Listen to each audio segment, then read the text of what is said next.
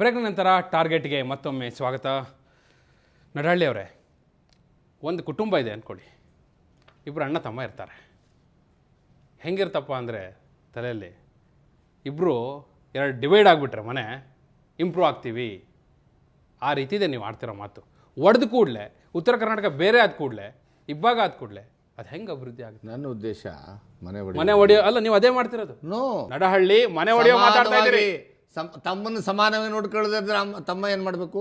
ತಮ್ಮಂದು ಜವಾಬ್ದಾರಿ. ಪಂಚಾಯತಿಗೆ ನ್ಯಾಯ ತಗೊಂಡೋಗ್ತಾನೆ, ಊರ್ ಪಂಚಾಯತಿ ನ್ಯಾಯ ತಗೊಂಡೋಗ್ತಾನೆ ಊರ್ ಹಿರಿಯರ ಹತ್ರ. ನಾನು ಇವತ್ತು ನ್ಯಾಯ ತಗೊಂಡ್ಬಂದಿರೋದು ಇಲ್ಲ, ನಮಗೆ ನ್ಯಾಯ ಕೊಡಿಸಿ, ನಮಗೆ ನ್ಯಾಯ ಕೊಡಿಸಿ, ಮನೆ ಹೊಡೀರಿ ಅಂತ. ನ್ಯಾಯ ಕೊಡಿಸಿ, ಇಲ್ಲ ಅಂದ್ರೆ ಪಾಲ್ ಕೊಡಿ. ನ್ಯಾಯ ಕೊಡಿಸಿ, ಒಂದ್ ವೇಳೆ ನ್ಯಾಯ ಕೊಡ್ಸಕ್ ಆಗಲ್ಲ ಅಂದ್ರೆ ಪಾಲ್ ಕೊಡಿಸಿ ಅಂತ. ನಿಮ್ ಧ್ವನಿ ನ್ಯಾಯ ಕೊಡಿಸಿ ನೋಡಿ. ನಾನು ಕೇಳಿರ್ತಕ್ಕಂಥದ್ದು ನೋ, ಅದು ಬಹಳ ಕಡಿಮೆ. ಇಲ್ಲಿ ನೋಡಿ sir, Hyderabad Karnataka article 371J, ಏನು ಆರ್ಟಿಕಲ್ 370J ಕೊಟ್ಬಿಟ್ಟು ಸಿಕ್ಬಿಡ್ತು ಅಂತ ಪಾಪ ಆ ಭಾಗದ ಜನ ಎಲ್ಲ ಬಹಳ ಖುಷಿಯಾಗಿದ್ರು. ಏನ್ ಮಾಡಿದಿರಿ ಸ್ವಾಮಿ 2 ವರ್ಷದಲ್ಲಿ? 1300 ಕೋಟಿನಲ್ಲಿ ಬರೀ 58 ಕೋಟಿ ಕೊಟ್ಟಿದ್ರಲ್ಲ, ಅಲ್ಲಿ 9,000 ನೋಡಿ. ಆ ಭಾಗದ ಜನ ಹೈಕೋರ್ಟ್ ಅಲ್ಲಿ ಸ್ಟೇ ತಗೊಂಡ್ಬಂದ್ರು. ಏನಂತ? ಎಲ್ಲಿವರೆಗೆ ಇಲ್ಲಿ ಏನು ಹೈದರಾಬಾದ್ ಆರ್ಟಿಕಲ್ 371J ಇಂಪ್ಲಿಮೆಂಟ್ ಆಗಿ ಅಲ್ಲಿ ಬ್ಯಾಕ್ಲಾಗ್ ಹುದ್ದೆಗಳು 9,000 ಹುದ್ದೆಗಳಿದೆ, ಅದನ್ನು ಭರ್ತಿ ಮಾಡೋದಿಲ್ಲ, ಅಲ್ಲಿವರೆಗೆ ಉಳಿದ ಹುದ್ದೆಗಳನ್ನು ತುಂಬಬೇಡಿ ಅಂತ ನಮ್ಮವರೇ ಮಂತ್ರಿಗಳು ಆ ಉಪಸಮಿತಿ ಅಧ್ಯಕ್ಷರಾಗಿದ್ದಾರೆ. ಸರ್ಕಾರ ಇದರಲ್ಲಿ ನಿರ್ಲಕ್ಷ್ಯ ಮಾಡ್ತಾ ಇದೆ. ಆದ್ರೆ ಇಲ್ಲಿ ಮಾತಾಡ್ತಾ ಇರ್ತಕ್ಕಂಥದ್ದು ನೋಡಿ, ಆ ಭಾಗದ ಹೈದರಾಬಾದ್ ಕರ್ನಾಟಕದ 5 ಜಿಲ್ಲೆಗಳ ಜನ ಮೀಟಿಂಗ್ ಮಾಡ್ತಾರೆ ರಾಯಚೂರಲ್ಲಿ. ಅಲ್ಲಿ ಹೇಳ್ತಾರೆ HK ಪಾಟೀಲ್ರೆ ಆ ಒಂದು ಏನು ಕೋರ್ಟ್ ತಡೆಯಾಜ್ಞೆಯನ್ನು ತೆರವುಗೊಳಿಸಿದ್ದಾರೆ. ಈಗ ಅವರೇ ಸಂಪುಟ ಉಪಸಮಿತಿ ಅಧ್ಯಕ್ಷರಾದರೆ ನಮಗೆ ನ್ಯಾಯ ಸಿಗೋದಿಲ್ಲ ಅಂತ ನೇರವಾಗಿ ಹೇಳ್ತಾರೆ. ಇದನ್ನು ನಾನು ಇವತ್ತು ಪಕ್ಷದ ನಮ್ಮ ಮುಖ್ಯಮಂತ್ರಿಗಳಿಗೆ ಮತ್ತು ನಮ್ಮ ಸನ್ಮಾನ್ಯ ಸಭಾಧ್ಯಕ್ಷರಿಗೆ ನಾನು ನಿನ್ನೆ ಪತ್ರ ಕೊಟ್ಟಿರೋದು. ಇಂಥ ಗಂಭೀರವಾದಂಥ ವಿಷಯಗಳಿರೋದ್ರಿಂದ ಚರ್ಚೆ ಮಾಡೋದಕ್ಕೆ ಕೂಡಲೇ ಬೆಳಗಾವಿನಲ್ಲಿ ವಿಶೇಷ ಅಧಿವೇಶನ ಕರೀರಿ ಸ್ವಾಮಿ. ಒಂದು ಕಣ್ಣಿಗೆ ಸುಂಡ ಇನ್ನೊಂದು ಕಣ್ಣಿಗೆ ಬೆಣ್ಣೆ ಮಾಡ್ತಾ ಇದೀರಿ, ಅದಕ್ಕೆ ನೋವಾಗ್ತಾ ಇದೆ ನಮಗೆ. ತಾಲೂಕು ಕೊಡಿ, 43 ತಾಲೂಕು ಘೋಷಣೆ ಮಾಡಿ. ಜಗದೀಶ್ ಶೆಟ್ಟರ್ ನಿಮ್ಮನ್ನು ಪ್ರಿಪೇರ್ ಮಾಡಿ ಸ್ವಾಮಿ. ಅರೆ ಜಗದೀಶ್ ಶೆಟ್ಟರ್ ಯಾಕೆ ಪ್ರಿಪೇರ್ ಮಾಡ್ಬೇಕ್ರಿ? ನಾನು ಉತ್ತರ ಕನ್ನಡದ ಮಣ್ಣಿನ ಮಗಾರಿ. ಶೆಟ್ಟರ್ ಅವರು ನಿಮ್ಮನ್ನ ಪ್ರಿಪೇರ್ ಮಾಡಿ ಕಳಿಸಿದಾರ ಅಂತ ಕೇಳಿದೆ ನಾನು. ಯಾಕೆ ಅಂದ್ರೆ ನೀವು 43 ತಾಲೂಕು ಅಂತ ಹೇಳಿ ಜಗದೀಶ್ ಶೆಟ್ಟರ್ ಅವರು ಉತ್ತರ ಕರ್ನಾಟಕಕ್ಕೆ ಭಾರಿ ಕೊಡುಗೆಯನ್ನು ಕೊಟ್ಟರು, ಅಲ್ಲಿ ಶೆಟ್ಟರ್ ಅವ್ರನ್ನ ಹೊಗಳ್ತೀರಿ. ನಿಮ್ ಪಕ್ಷದವ್ರು ಸುಮ್ಮನೆ ಕೊಡ್ತಾರಾ? ನಾನು ಯಾರನ್ನು ಹೊಗಳಿಲ್ಲ ಸ್ವಾಮಿ, ತೋರಿಸ್ತೀನಿ. ಇಲ್ಲ ಅಂದ್ರೆ ಅಲ್ವಾ ಜಗದೀಶ್ ಶೆಟ್ಟರ್ ಅವ್ರನ್ನ ಹೊಗಳಿದ್ರಿ, ಈಗ ಇಲ್ಲ ಅಂತಿದ್ರಿ. ನೋಡ್ಬಿಡಿ, ಜಗದೀಶ್ ಶೆಟ್ಟರ್ ಅವ್ರ ಬಗ್ಗೆ ನಡಹಳ್ಳಿ ಅವರು ಹೇಳಿದ್ದೇನೆ. 43 ತಾಲೂಕುಗಳ ರಚನೆಯನ್ನ ಹಿಂದಿನ ಸರ್ಕಾರ, ಉತ್ತರ ಕರ್ನಾಟಕದವರು ಮುಖ್ಯಮಂತ್ರಿ ಆಗಿದ್ದು ಬಹಳ ಕಡಿಮೆ. ಅದು ಯಾವುದೇ ಪಕ್ಷದವರಾಗಿರಲಿ, ಜಗದೀಶ್ ಶೆಟ್ಟರ್ ಅವರು ಮುಖ್ಯಮಂತ್ರಿ ಆಗಿ ಉತ್ತರ ಕರ್ನಾಟಕಕ್ಕೆ ತಮ್ಮ ಬದ್ಧತೆಯನ್ನು ತೋರಿಸಿದ್ರು. ಅವ್ರು ಬರೀ 11 ತಿಂಗಳಿದ್ರು, ಒಂದೇ ಬಜೆಟ್ ಮಂಡನೆ ಮಾಡಿದ್ದವರು. ಜಗದೀಶ್ ಶೆಟ್ಟರ್ ಅವರು ತಮ್ಮ ಬದ್ಧತೆಯನ್ನ ತೋರಿಸಿದ್ರು, 11 ತಿಂಗಳಿದ್ರು, ಒಂದು ಬಜೆಟ್ ಕೊಟ್ಟರು. ನಿಮ್ಮ ಪಾರ್ಟಿ ಅವ್ರು ಸುಮ್ಮನೆ ಕೂತ್ಕೊಳ್ಳಿ. ಒಂದ್ ನಿಮಿಷ, ನಾಳೆ ನಾನೇನು ಸುಳ್ಳು ಹೇಳಿದಿನ?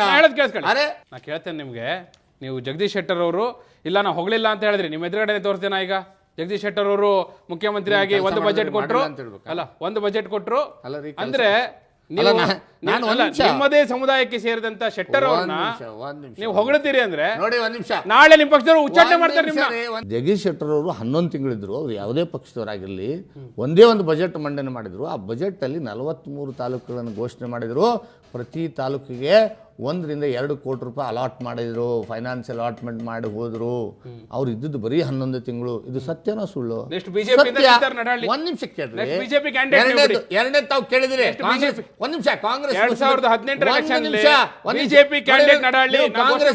ಕಾಂಗ್ರೆಸ್ ಕೇಳಿದ್ರಿ. ನೋಡಿ, ಒಂದ್ ನಿಮಿಷ, ನಾನು ಶಾಸಕಾಂಗ ಸಭೆಯಲ್ಲೂ ಮಾತಾಡಿದ್ದೇನೆ, ವಿಧಾನಸಭೆಯಲ್ಲೂ ಮಾತಾಡಿದ್ದೇನೆ, ಇಲ್ಲೂ ಮಾತಾಡ್ತೇನೆ. ನಾನೊಬ್ಬನೇ ಮಾತಾಡಿದ್ದೀನ? ರಮೇಶ್ ಕುಮಾರ್ ಅವ್ರು ಮಾತಾಡಿಲ್ವಾ? ಪ್ರತ್ಯೇಕ ರಾಜ್ಯ ನೋಡಿ, ಒಂದ್ ನಿಮಿಷ ಕೇಳಿ. ರಮೇಶ್ ಕುಮಾರ್ ಪ್ರತ್ಯೇಕ ನೋಡ್ರಿ, ಒಂದ್ ನಿಮಿಷ ಹೇಳ್ತೀನಿ ಕೇಳ್ರಿ. ನೀವು ನಮ್ಮನ್ನ ಈ ರೀತಿ ನಡೆಸ್ಕೊಳ್ಳೋದಾದ್ರೆ ಅನಿವಾರ್ಯವಾಗಿ ಪ್ರತ್ಯೇಕ ರಾಜ್ಯ ಹುಟ್ಟು ಹಾಕಬೇಕಾಗ್ತದೆ ಅಂತ ನಾನು ಹೇಳಿದ್ದು. ಅಲ್ಲ, ನಿಮ್ಮ ದನಿಗೆ ಯಾರು ಒಬ್ರು ನಿಮ್ಮ ಶಾಸಕರೇ ದನಿಗೂಡಿಸ್ತಾರ? ಸ್ವಾಮಿ, ಎಲ್ಲರ ಮನಸ್ಸಿನಲ್ಲಿ ನೋವಿದೆ. ಆದಷ್ಟು ಬೇಗ ನಾನು ಇನ್ನು ಹೇಳ್ತೀನಿ ನಿಮಗೆ. ಮೇ 31 ತರ್ಕೊಳ್ಳಿ. ಮೇ 31 ನಾನು ನಿಮ್ಗೆ ಹೇಳ್ತೇನೆ. ಸ್ವಾಮಿ, ನಾನು ಇನ್ನೊಂದು ಪ್ರಶ್ನೆ ನಿಮಿಷ ಕೇಳಿ ಸ್ವಾಮಿ. ಇಲ್ಲ, ಡೈವರ್ಟ್ ಮಾಡಬೇಡಿ, ಹೇಳ್ತೀನಿ. ಅದನ್ನ ಹೇಳ್ತೀನಿ ಕೇಳ್ರಿ ಸ್ವಾಮಿ. ದಿನೇಶ್ ಗುಂಡೂರಾವ್ ಅವರು ಬೆಂಗಳೂರವರು, ಅವ್ರನ್ನ ಧಾರವಾಡ ಉಸ್ತುವಾರಿ ಆಗ್ತಾರಲ್ಲ, ಅವ್ರೇನು ಧಾರವಾಡ ಬಗ್ಗೆ ಏನಾದ್ರು ಗಂಧ ಗೊತ್ತಿದೆಯಾ? ಏನು ಗೊತ್ತಿದೆ ಅವ್ರಿಗೆ? ಯಾಕೆ ಧಾರವಾಡ, ಹಾವೇರಿ, ರಾಯಚೂರು ಆ ಭಾಗದಲ್ಲಿ ಯಾರು ಕಾಂಗ್ರೆಸ್ಸಿಂದ ಗೆದ್ದು ಬಂದಿಲ್ವಾ? ಯಾರು ಸೀನಿಯರ್ಸ್ ಇಲ್ವಾ? ಅಧಿಕಾರ ಕೊಡಬೇಕಾದ್ರೂ ನಿಮಗೆ ಮೈಸೂರು, ಬೆಂಗಳೂರು, ತುಮಕೂರು ಇವರೇ ಬೇಕು. ಮೇ 31 ಅದೇ ಮೇ 31 ನಂತರ ಸಭೆ ಕರಿತೇವೆ. ಏನು ಅಷ್ಟೇನಾ? ಸಭೆ ಕರಿತೇವೆ ನೋಡಿ. ಏನೋ ಮೇ 31 ನೋಡಿ, ಅಲ್ಲಿ ಪಕ್ಷಾತೀತವಾಗಿ ಎಲ್ಲಾ ಶಾಸಕರು ಬರ್ತಾರೆ. ನಾನು ಒಬ್ಬನೇ ಅಲ್ಲ, ಎಷ್ಟು ಶಾಸಕರು ಬರ್ತಾರೆ? ಎಲ್ಲರಿಗೂ ವಿನಂತಿ ಮಾಡಿದೀವಿ. ನೋಡಿ, ಎಲ್ಲ ಶಾಸಕರು ಬರ್ತಾರೆ. ಶಾಸಕರು ಅರೇ ನೋಡಿ, ಒಂದ್ ನಿಮಿಷ ಹೇಳ್ತೀನಿ ಕೇಳಿ. ಏನ್ ಇಲ್ಲಿ ಬಂದು ನಿಮ್ ಟಿವಿ ಸ್ಟುಡಿಯೋದಲ್ಲಿ ಹೇಳ್ಬೇಕಂತೇನಿಲ್ಲ. ಇಲ್ಲ, ನಿಮ್ಮ ಇಲ್ಲ. ಅರೆ ಒಂದ್ ನಿಮಿಷ ಹೇಳ್ತೀನಿ. ಹೋದ್ ಸರಿ ಬೆಳಗಾವಿ ಅಧಿವೇಶನ ನಡೀತಲ್ಲ, ಎಲ್ಲರೂ ಮಾತಾಡಿದ್ರು ಇಲ್ವಾ? ಆದ್ರೆ ನೋಡಿ, ಒಂದ್ ನಿಮಿಷ ಒಬ್ರು ಪ್ರತ್ಯೇಕ ನಾಳೆ ಉಚ್ಚಾಟನೆ ಮಾಡ್ತಾರೆ. ನೋಡಿ, ಒಂದ್ ನಿಮಿಷ. ಇದು ಸರ್ವಾಧಿಕಾರ ಆಡಳಿತ ಅಲ್ಲ, ಪ್ರಜಾಪ್ರಭುತ್ವ ಆಡಳಿತ. ನಮ್ಮ ಪಕ್ಷದಲ್ಲಿ ಪ್ರಜಾಪ್ರಭುತ್ವವಿದೆ. ನನಗೆ ವಿಶ್ವಾಸ ಇದೆ. 150 ವರ್ಷಗಳ ಇತಿಹಾಸ ಹೊಂದಿರತಕ್ಕಂಥ ಕಾಂಗ್ರೆಸ್ ಪಕ್ಷ ಪ್ರಜಾಪ್ರಭುತ್ವದ ತತ್ವ ಸಿದ್ಧಾಂತಗಳಿಗೆ ಬದ್ಧರಾಗಿರ್ತಕ್ಕಂಥ ನಾಳೆ ಉಚ್ಚಾಟನೆ ಮಾಡಿದ್ರೆ ನನಗೆ ವಿಶ್ವಾಸ ಇದೆ. ನಮ್ಮ ಪಕ್ಷದ ಮೇಲೆ, ಪಕ್ಷದ ಅಧ್ಯಕ್ಷರ ಮೇಲೆ, ವರಿಷ್ಠರ ಮೇಲೆ ಪ್ರಶ್ನೆನೇ ಬರೋದಿಲ್ಲ. ಉಚ್ಚಾಟನೆ ಮಾಡಿದ್ರೆ ಪ್ರಶ್ನೆನೇ ಬರೋದಿಲ್ಲ. ನಡಹಳ್ಳಿ ಮುಗಿದ ಕತೆ. ಯಾವತ್ತು ನಡಹಳ್ಳಿನ ಮುಗಿಸ್ಲಿಕ್ಕೆ ಯಾರ ಕಡೆಯಿಂದ ಸಾಧ್ಯ ಇಲ್ಲ. ಸಿದ್ದರಾಮಯ್ಯನವರು ಹೇಳಿದ್ರು. ನೋಡ್ರಿ, ಒಂದ್ ನಿಮಿಷ ಹೇಳ್ತೀನಿ ಕೇಳ್ರಿ.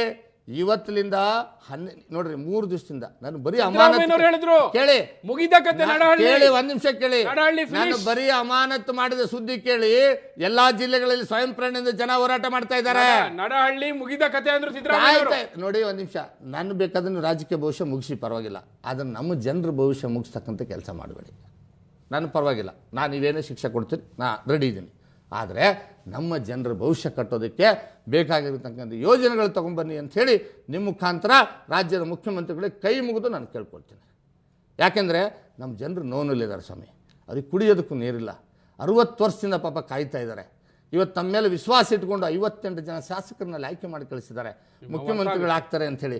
ಆ ನೋವನ್ನು ನಾನು ನಿಮ್ಮ ಮುಂದೆ ಹೇಳಿದರೆ ನನ್ನನ್ನೇ ನೀವು ಅಮಾನತು ಮಾಡ್ತೀರಿ ಅಂತಂದರೆ ಇದು ಯಾವ ನ್ಯಾಯ ಸ್ವಾಮಿ? ನಾನೇನು ತಪ್ಪು ಮಾಡಿದ್ದೀನಿ? ಕಣ್ಣಲ್ಲಿ ನೀರು ಕಾಣಿಸ್ತಾ ಇದೆ ನನಗೆ. ಖಂಡಿತವಾಗಿಯೂ ನೀವು ನೊಂದಿದ್ದೀರಿ ನೋಡಹಳ್ಳಿ ಅವರೇ, ಖಂಡಿತವಾಗಿಯೂ ನೀವು ನೊಂದಿದ್ದೀರಿ. ಆ ನೋವು ಅರ್ಥ ಆಗುತ್ತೆ ನಮಗೆ. ನನ್ನ ಜೊತೆಯಲ್ಲಿ ಉತ್ತರ ಕರ್ನಾಟಕದ 2,60,00,000 ಜನ ಇದ್ದಾರೆ.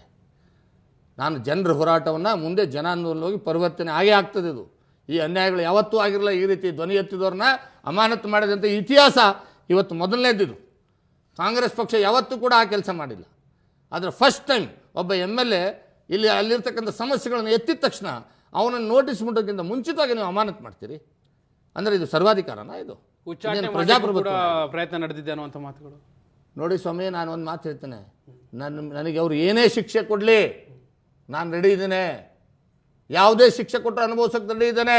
ಆದರೆ ನನ್ನ ಜನರ ಪರವಾಗಿ ಅವರ ನೋವಿಗೆ ನಾನು ಸರ್ಕಾರದ ಮುಂದೆ ಧ್ವನಿ ಎತ್ತೇನೆ, ಬೀದಿಗಿಳಿದು ಹೋರಾಟ ಮಾಡೇ ಮಾಡ್ತೇನೆ. ಯಾವುದೇ ಕಾರಣಕ್ಕೂ ಹಿಂದೆ ಸರಿತಕ್ಕಂಥ ಪ್ರಶ್ನೆ ಇಲ್ಲ.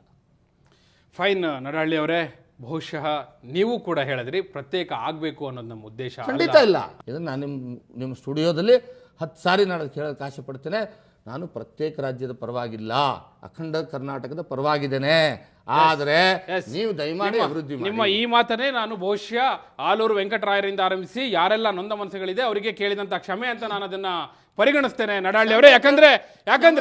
ಯಾಕಂದ್ರೆ ಹೋರಾಟಕ್ಕೆ ಹಲವಾರು ದಾರಿಗಳಿವೆ, ಹಲವಾರು ಮಾರ್ಗಗಳಿದೆ. ಅಭಿವೃದ್ಧಿಗೂ ಕೂಡ ಕೇಳಲಿಕ್ಕೆ 100 ದಾರಿಗಳಿದೆ.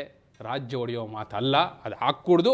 ಅದು ಕೊನೆ ಆಗಲಿ. ಖಂಡಿತವಾಗಿಯೂ ಅಭಿವೃದ್ಧಿಯನ್ನು ಮಾಡಲಿಕ್ಕಾಗಿ ನೀವು ಹೋರಾಟವನ್ನು ಮುಂದುವರಿಸಿ ಅನ್ನುವಂಥ ಮಾತನ್ನು ಹೇಳ್ತಾ ಇವತ್ತಿನ ಟಾರ್ಗೆಟ್ನ ಮುಗಿಸ್ತಾ ಇದ್ದೇನೆ. ನಡಹಳ್ಳಿ ಅವರೇ, ಇಷ್ಟೊತ್ತು ಕೂಡ ಟಾರ್ಗೆಟ್ನಲ್ಲಿ ಭಾಗವಹಿಸಿದ್ದಕ್ಕಾಗಿ ಧನ್ಯವಾದಗಳು. Thank you sir. Thank you very much. ಇದು AS ಪಾಟೀಲ್ ನಡಹಳ್ಳಿ ಅವರ ಜೊತೆಗಿನ ಟಾರ್ಗೆಟ್. ಮುಂದಿನ ವಾರ ಮತ್ತೋರ್ವ ವಿಶೇಷ ಅತಿಥಿಯ ಜೊತೆ ಮತ್ತೆ ನಿಮ್ಮ ಮುಂದೆ ಹಾಜರಾಗ್ತೇನೆ. ನೇರ, ದಿಟ್ಟ, ನಿರಂತರ ಸುದ್ದಿಗಾಗಿ ನೋಡ್ತಾ ಇರಿ ಸುವರ್ಣ ನ್ಯೂಸ್.